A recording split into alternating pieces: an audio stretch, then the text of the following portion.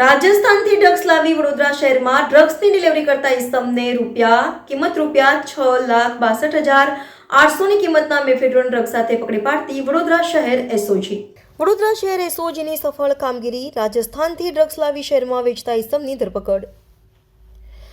આજે આપણે વાત કરીશું વડોદરા શહેર પોલીસને એક મોટી સફળતા વિશે. શહેરને નશામુક્ત કરવાની ઝુંબેશમાં વડોદરા શહેરની સ્પેશિયલ ઓપરેશન ગ્રુપ એટલે કે એસઓજી ટીમે એક મોટી સફળતા મેળવી છે. ટીમે રાજસ્થાનથી ડ્રગ્સ લાવી વડોદરા શહેરમાં તેનું વેચાણ કરતા એક આરોપીને ઝડપી પાડ્યો છે.